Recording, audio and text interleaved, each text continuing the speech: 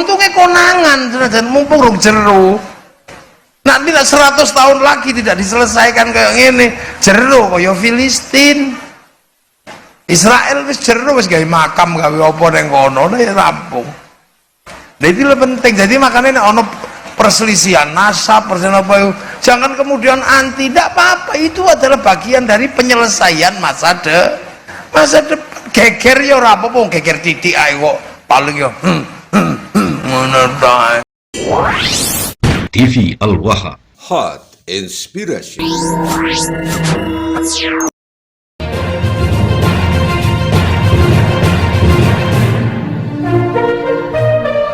Allah 3 hari sebelum puasa dipanggil sama Abah Lutfi dan saya ditunjuk jadi sekretaris jenderal Petanesia, sebuah organisasi kebangsaan non politik yang khusus merestorasi budaya dan persatuan-kesatuan. Kerjaannya menggali kuburan keramat, persatuan orang, dan ngurusin anggota yang sebanyak 6 juta se-Nusantara. Saya bilang, nah ini udah isengnya Abah Lutfi lagi ini. Mau tenang-tenang dikasih kerjaan yang lumayan, nggak pakai modal, nggak pakai gaji, suruh cari sendiri. Istri udah meremut-meremut, mas setiap hari saya jualin satu-satu. Tapi alhamdulillah ini berarti mau ada naik derajat. Alhamdulillah. Selanjutnya Lutfi bin Yahya kembali bikin geger. Raden Saleh diba'alawikannya sebagai Sayyid Soleh bin Husain bin Awud bin Hasan bin Awud bin Hasan bin Idrus bin Muhammad bin Hasan bin Yahya. Lagi-lagi dimunculkan marga bin Yahya, leluhurnya. Nama lengkapnya Raden Saleh Syarif Bustaman. Dia adalah pelukis bumi putra pertama yang memperkenalkan seni rupa modern di Nusantara. Karena karya-karyanya yang penuh dengan pesan kemanusiaan, sastrawan Pramudia Anantatur menyebutnya sebagai individu nasional pertama di Nusantara. Agustus tahun 2022 lalu, beredar film berjudul Mencuri Raden Saleh, berkisah tentang aksi pencurian sebuah lukisan karya Raden Saleh yang tersimpan di Istana Presiden. Kasus Lutfi memba'alawikan Raden Saleh ini patut diberi judul Penolong Raden Saleh. Kisahnya menolak sang pemalsu makam dan pembelok sejarah memba'alawikan Raden Saleh sehingga tetap menjadi milik Indonesia, bukan milik Ba'alawi Yaman. Dan tuduhan-tuduhan Ba'alawi kepada orang-orang yang menentangnya sama persis dengan hari ini. Dulu orang-orang Al-Irsyad itu disebut sebagai Bolshevik oleh kaum Ba'alawi. Bolshevik itu ya komunis. Bolshevik itu kan berasal dari Rusia. Nah, kalau dulu orang-orang Ba'alawi menyebut orang-orang Al-Irsyad sebagai Bolshevik, hari ini orang-orang Ba'alawi juga menuduh orang-orang yang mengkritik nasab mereka itu sebagai komunis, antek-antek Cina dan lain sebagainya, Syiah Wahabi. Jadi tidak aneh, ini merupakan pengulangan sejarah. Nah, ada tulisan dari Al-Irsyad yang menarik untuk kita cermati, bagaimana Al-Irsyad menggambarkan perilaku Ba'alawi pada waktu itu. Jadi ketika tahun 1930-an itu sudah ada tulisan seperti ini, dan ini sama persis dengan perilaku Ba'alawi hari ini, tidak berbeda. Alhamdulillah pada kesempatan siang hari ini kita segenap pemerintah Desa Manduro, Sumber Gondang dan Sumberingin tepatnya sudah berada di situs Jelatri, yang mana dalam hari ini kita akan melakukan yakni pembongkaran kepada bentuk petilasan baru kalau tidak salah tahun 2023, yang mana di sini tertulis Sunan Condromoto bin Sunan Geseng dalam kurung Jaga Bumi atau Raden Elang Putih yang wafat 9 Rajab. Maksud dan tujuan kita sehingga kita punya dasar bahwasanya kita sudah komitmen antara Desa Manduro, Desa Sumber Gondang dan Sumberingin telah melakukan musyawarah desa. Dalam kesepakatan musyawarah tersebut telah menemukan hasil, yakni kesepakatan kita bersama antara 3 desa Manduro, Sumber Gondang dan Sumberingin telah sepakat untuk melakukan pembongkaran makam yang ada di petilasan yang di sebelah belakang saya. Nah, dengan maksud dan tujuan agar tidak ada pengkaburan sejarah. Jadi kami 3 desa ingin meluruskan sejarah. Tidak ada embel-embel makam baru. Nah, ini informasi yang saya dapatkan kemarin, atau kesepakatan yang dapatkan kemarin di Desa Sumber Gondang, yakni makam petilasan tersebut. Setelah ini berhasil, nanti akan dikarang sebuah kitab sejarah dengan bahasa Arab yang menulis makam-makam leluhur Ba'alawi yang ada di Nusantara Indonesia. Lalu kitab itu akan diedarkan ke Timur Tengah sana atau sebagian ke Indonesia. Terus kita mau apa? Ayo coba, leluhur saya itu ada di Nusantara, ini buktinya makamnya ini. Kita mau nolak ya? Kalau kita nggak bergerak mulai sekarang, makam-makam palsu itu harus dirobohkan saja. Kalau kita tidak bergerak, nantinya akan berbahaya. 50 tahun yang akan datang, generasi kita akan lebih berat bebannya daripada kita saat ini. Ditulis itu tadi, sejarah Nusantara. Kalau sudah kadung dikarang kitab itu, disertakan di situ, berikut foto-foto makam itu, disebarkan di Hadramaut, di Tarim sana. Ayo kita berbondong-bondong ke leluhur kita di Jawa, di Sumatera, di Borneo, Kalimantan sana, di Sulawesi. Saya mendekati leluhur saya, ini buktinya. Ini makam saya, ini leluhur saya. Oh, saya bingung. Oh, ini buyut saya sih. Bagaimana? Sama seperti yang Abah Haji sampaikan, penjajahan. Tidak hanya finansial, tapi yang lebih penting adalah spiritual, keagamaan, intelektual, menonaktifkan akal sehat kita. 13 makam bertuliskan Habib yang berada di atas situs Kumitir kini sudah rata, diduga makam palsu yang menyesatkan umat untuk kepentingan klan tertentu. Pembongkaran ini dilakukan oleh Organisasi Perjuangan Wali Songo Indonesia, PWI, Laskar Sabilillah Kabupaten Mojokerto, bekerja sama dengan pemerintah desa setempat. Investigasi yang mendalam dilakukan untuk mencari kejelasan tentang yayasan keberadaan makam-makam ini, yang ternyata tidak memiliki bukti clear-nya. Banyak kisah yang beredar di kalangan masyarakat setempat tentang makam-makam tersebut. Konon, makam-makam itu dibangun sebagai sarana penghormatan kepada sosok-sosok yang dianggap keramat. Namun, ketika diteliti lebih lanjut, cerita-cerita itu tampak tidak cukup kuat untuk mendukung eksistensi makam-makam itu. Ataur Rahman, Panglima PWI, menyatakan bahwa setelah menggali lebih dalam, pihaknya tidak menemukan informasi yang dapat mengaitkan sosok-sosok di balik makam-makam ini dengan sejarah yang jelas. Di Dusun Bendo sendiri, hanya ada 2 makam yang diakui dan dihormati masyarakat, yaitu makam Mbah Sagu dan Mbah Gumiwang. Kedua makam ini telah ada selama beberapa generasi dan menjadi simbol penting dalam sejarah dan tradisi lokal. Pembongkaran makam palsu ini menjadi langkah yang signifikan untuk mengembalikan keaslian dan integritas situs sejarah, serta mengedukasi masyarakat tentang pentingnya melestarikan warisan budaya yang valid dan autentik. Ini peringatan nasional. Tak peduli apakah fakta ini sengaja disembunyikan atau dilindungi oleh kepentingan tertentu. Hari ini, kebenaran harus terungkap.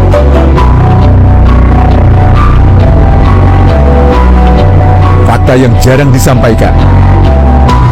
Mayoritas klan Ba'alawi di Indonesia tidak memiliki status WNI. Kenapa? Karena mereka tidak mengakui kemerdekaan Republik Indonesia dan tidak pernah mengurus kewarganegaraan. Hukum tidak berkompromi. Tanpa dokumen resmi sebagai WNI, mereka bukan warga negara. Mereka adalah orang asing di negeri ini. Konsekuensinya jelas. Dilarang ikut campur dalam pemerintahan. Dilarang menguasai tanah bumi putra. Ini soal hidup atau mati untuk bangsa kita. Jika kita diam saja, mereka akan menyusup ke kekuasaan, mengkapling tanah kita sedikit demi sedikit. Indonesia akan tergadai oleh pengkhianatan yang bergerak dalam senyap. Bumi putra, buka mata. Jangan biarkan darah para pahlawan yang telah berjuang demi kemerdekaan dikhianati. Lawan infiltrasi asing, bela negeri ini dengan sepenuh hati. Haji Muhammad Subhan akan membongkar skandal besar ini. Dengarkan dengan seksama, atau bersiaplah menjadi budak di negeri sendiri. Pilihannya ada di tanganmu, diam atau bergerak. Tapi ingat, nenek moyang kita tidak merebut tanah ini dengan berdiam diri. Saudaraku, sebangsa, setanah air, saya ingin memberitahukan bahwa Kabaib klan Ba'alawi di Indonesia mayoritas tidak memiliki pengesahan sebagai warga negara Indonesia, karena sesungguhnya mereka para Kabaib klan Ba'alawi tidak mengakui kemerdekaan Republik Indonesia, sehingga dia tidak mau mengurus menjadi warga negara Indonesia. Konsekuensinya, orang-orang dari klan Ba'alawi yang tidak memiliki pengesahan sebagai warga negara Indonesia dia adalah orang asing, tidak dapat ikut dalam pemerintahan, dan tidak dapat memiliki hak atas tanah di wilayah Republik Indonesia. Terima kasih. Harap diketahui oleh seluruh bumi putra, baik yang jadi pejabat negara atau yang menjadi warga negara biasa. Ini penting, karena kalau mereka orang-orang asing, orang-orang dari bangsa lain yang tidak memiliki pengesahan sebagai warga negara, dapat ikut dalam pemerintahan dan dapat memiliki hak atas tanah di Indonesia, maka tinggal tunggu waktunya. Negara kita akan dikuasai oleh orang-orang ini, dan kita sebagai bumi putra harus waspada. Terima kasih. Nah, inilah bukti bahwa NU sudah dirusak sejarahnya oleh kalangan habaib. Tidak hanya merusak sejarah makam Nusantara, tetapi juga melalui buku seperti ini, dan sudah ada tesis S2-nya Siti Fatimah, ya, lulusan Universitas Islam Negeri Sunan Kalijaga, Yogyakarta. Secara legitimasi akademik sudah berhasil. Cuma kalau kita diam, wah, mulus mereka jalannya. Hancur kita sudah, NU hancur, nggak bisa diselamatkan lagi. Lihat petinggi struktur mulai dari Mustasyar, Suriah, dan PBNU, PW, PC, MWC, Ranting, dan underbunya semua, Banser, Ansor, Ibnu, IPPNU, LTPNU, itu juga Les Bumi, dan lain-lain. Monggo. Makam Panotogomo palsu.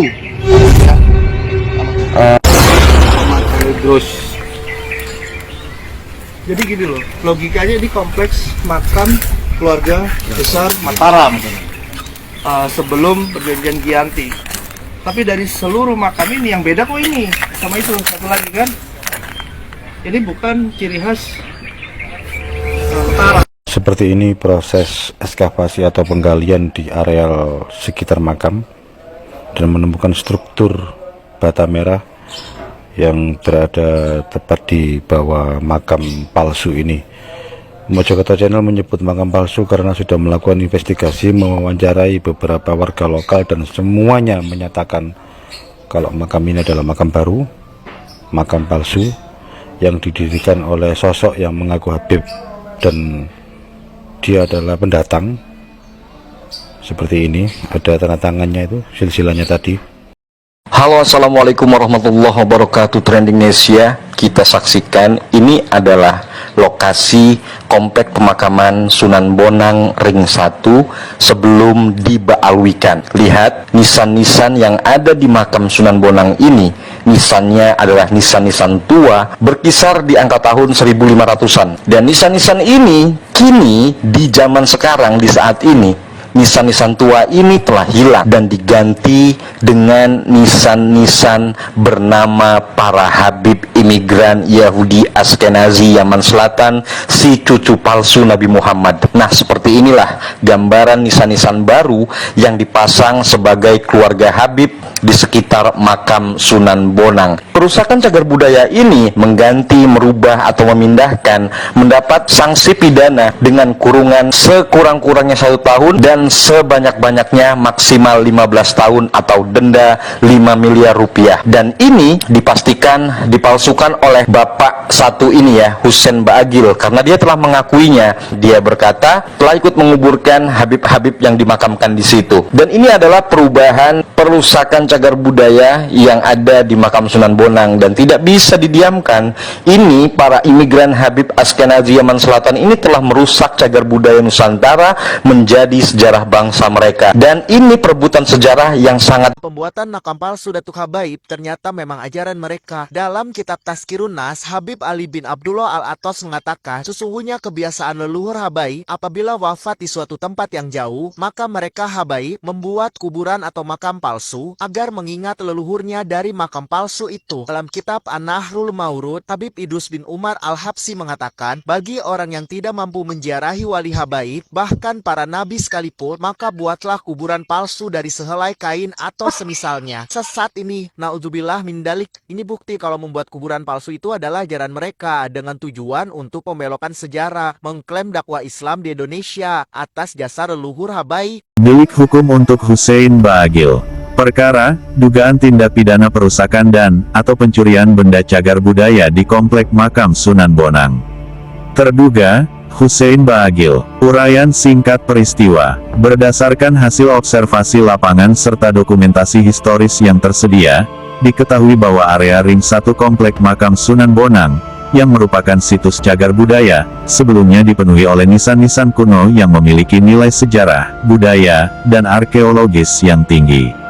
Namun, saat ini seluruh nisan kuno tersebut telah hilang, dan posisinya telah digantikan oleh nisan-nisan baru, yang secara visual dan material tidak lagi mencerminkan keaslian serta kekunoan situs tersebut. Dalam sebuah video yang dapat dijadikan alat bukti, Hussein Baagil secara eksplisit mengakui bahwa ia terlibat dalam sekitar 90% proses pemakaman di dalam Komplek Makam Sunan Bonang, termasuk penggalian dan penempatan nisan baru, bersama tukang gali kubur yang bekerja dengannya. Fakta ini menunjukkan adanya penghilangan fisik benda cagar budaya, berupa nisan kuno, dan perubahan struktur asli kawasan cagar budaya, yang dapat diduga sebagai tindak pidana perusakan dan/atau pencurian benda cagar budaya. Dugaan pasal yang dilanggar. 1. Pasal 105 Undang-Undang Nomor 11 Tahun 2010 tentang Cagar Budaya. Setiap orang yang dengan sengaja merusak cagar budaya, baik seluruhnya maupun sebagian, dipidana dengan pidana penjara paling singkat 1 tahun atau denda paling sedikit 500 juta rupiah, dan paling lama 15 tahun dan/atau denda paling banyak 5 miliar rupiah. Unsur-unsur. Adanya objek yang telah ditetapkan atau diduga kuat sebagai cagar budaya atau makam kuno di Ring 1. Tindakan merusak, menghilangkan, atau mengganti nisan kuno. Kesengajaan terpenuhi melalui pengakuan dalam video bahwa Hussein Baagil aktif memakamkan dan mengubah lokasi tersebut. 2. Pasal 102 UU No. 11 Tahun 2010. Setiap orang dilarang mengambil cagar budaya tanpa izin. Jika dapat dibuktikan bahwa nisan-nisan kuno tersebut diambil atau dipindahkan secara ilegal, maka dapat dikenakan pasal 102, dengan ancaman pidana yang setara dengan pasal 105. 3. Pasal 363 KUHP tentang pencurian dengan pemberatan opsional jika ingin diperluas ke KUHP. Jika terbukti bahwa benda-benda cagar budaya nisan kuno telah diambil untuk dimiliki, dijual, atau dipindah tangankan, maka unsur pencurian dengan pemberatan dapat dipertimbangkan. Alat bukti yang bisa mendukung laporan hukum. 1. Video pengakuan Hussein Baagil yang menyatakan keterlibatan dalam 90% pemakaman dan perubahan di area makam. 2. Foto atau dokumentasi historis yang menunjukkan keberadaan nisan-nisan kuno sebelum penghilangan. 3. Saksi ahli sejarah atau arkeologi yang bisa membuktikan bahwa nisan-nisan tersebut adalah bagian dari cagar budaya. 4. Saksi mata yang mengetahui atau terlibat dalam proses penghilangan penggantian nisan. 5. Surat keterangan dari instansi cagar budaya atau dinas kebudayaan bahwa kawasan tersebut termasuk wilayah cagar budaya. Langkah tindak lanjut. 1. Laporkan secara resmi ke polisi, Polres atau Polda, dengan membawa seluruh alat bukti di atas. 2. Laporkan ke Balai Pelestarian Cagar Budaya BPCB wilayah setempat, agar ada peninjauan lapangan resmi. 3. Publikasikan kasus ini untuk menguatkan perhatian publik dan dukungan terhadap pelestarian cagar budaya. إلى علي الجفري هذا اليمني والله سبحان الله هذا له تخبيصات تارة يروي عن الشيخ أحمد الرفاعي أنه لما زار قبر النبي صلى الله عليه وسلم أخرج النبي صلى الله عليه وسلم يده فقبلها أحمد الرفاعي رحمه الله. أحمد الرفاعي الذي هو عالم من علماء أهل السنة والجماعة. أيضا عبد القادر الجيلاني كان حنبلي المذهب، وأحمد الرفاعي كان حنبلي المذهب، لكن هذه رواية مكذوبة لا سند لها. وأيضا هذا علي بن حبيب الجفري قال نحن واليهود إخوة، وقال أنا لا أكره اليهود، ومن عقيدة الولاء والبراء أن تحب من أحب الله ورسوله وأن تبغض من أبغض الله ورسوله، فيجب الانتباه منه.